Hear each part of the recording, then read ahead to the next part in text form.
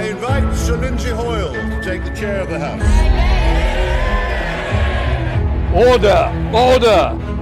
In Regno Unito, lo Speaker della Camera dei Comuni, l'equivalente del Presidente della Camera in Italia, è il ruolo più antico nel Parlamento britannico ed oggi è rivestito da Sir Lindsay Hoyle. I brought up in a political household. My father was heavily into politics. He'd been a member of Parliament. Then I came into Parliament in 1997. And then suddenly in 2010, there was a new opportunity. The Deputy Speaker, for the first time, was going to be elected by the House of Commons, by all MPs. And a friend of mine said, Lindsay, you ought to go for that. And I thought, well, do I really want to? He said, no, it'd be really good. So I decided to stand for Deputy Speaker. And I became the Deputy Speaker, which is Chairman of Ways and Means. And people say, Chair of Ways and Means, what does that mean? The way and the means of taxation, because Parliament didn't trust the King, and the House of Commons decided they wanted their own person to protect finance and to protect the revenue of taxes. And that's where my journey began. And so for the next 9 years on this journey is a long apprenticeship, and I always say that, 9 years of waiting for the existing Speaker. When he went, I then decided to put my name into the ring to become the next Speaker. And I believe that you have always been familiar with the House since your father became MP. I think in 1974. Correct. Because I was born in 1974. So, what a good year then. It's a good year, I know. And was your father's career that made you consider starting a politics journey? It's a very good question, because I'd seen him try to become an MP, so you see the highs and the lows. You know, politics mattered. I was the mayor of Chorley.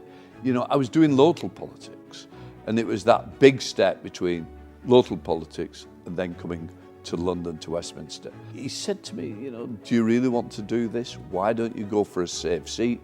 Chorley was a marginal seat. If you're going to do it, get somewhere safe. So good advice.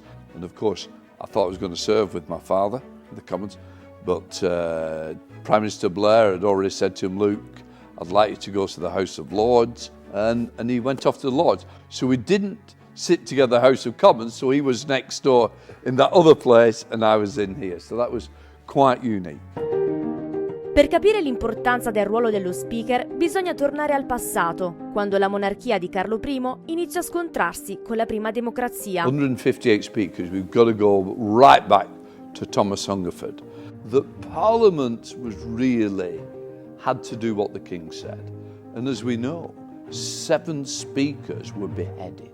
Charles I came in, stormed into Parliament, Speaker Lenthal in the chair, who decided to stand up to the King.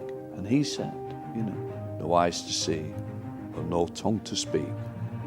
And that was testing the authority of the King. And the King was so angry he closed Parliament. But democracy was something that this country believed in. And we ended up with a civil war. We chopped the King's head off, and we had Cromwell. Charles II escaped to France. Cromwell died, his son took over, and things absolutely deteriorated, that we actually brought back the royal family. And we had a new beginning. And the Speaker is no longer the King's man. And now we've got what I believe is a historic Parliament, one of the oldest democracies in the world, the oldest. And the fact is that we've modernised along the way. Negli anni il Parlamento britannico ha vissuto anche momenti difficili, come il tentativo di Guy Fawkes, poi fallito, di far esplodere il Parlamento. Guy Fawkes night, that we will still have bonfires where we make a model of Guy Fawkes to burn. He didn't like the way Parliament was going, and he was here to try and blow Parliament up. And he paid a very heavy price. So have we got reminders of that? If you look in the cabinet when you leave, we will show you. The key that was found on Guy Fawkes, the key that was used to unlock the doors in order to try and ensure that he could blow up Parliament. Thankfully, we still got the building. No. It's not quite the building he was going to blow up because, of course, we had a fire. What he couldn't achieve, a fire managed to destroy the building. But the one thing that survived was democracy. What I wanted to do was support not just MPs, but what I wanted to support was the thousands of people that work here, to try and ensure the safety or whether that's through health and well-being, having the facilities of a nurse, a doctor available, mental health. We put all that in place.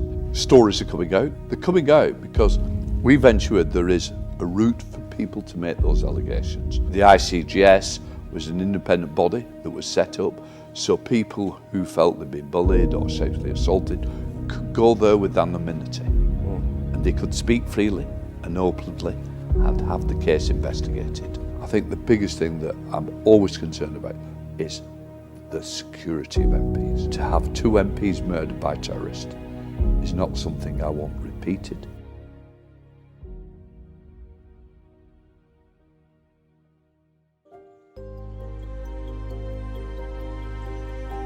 Sir Lindsay Hoyle è anche conosciuto per la sua grande passione nei confronti degli animali, tanto da portarli anche in ufficio. I think having animals in the workplace matters. You know, tragically I've lost the last of my dogs with old age. You know, I used to 9-stone Rottweiler, but of course we've still got the parrot, we've still got the cat. Vincenzo is busy telling me, oh, I think the cat's on the bed again, you know, on the state bed. He does like that bed, so we've got to keep the door shut. But people say, oh, wonderful to see a cat, because people want to get back to nature.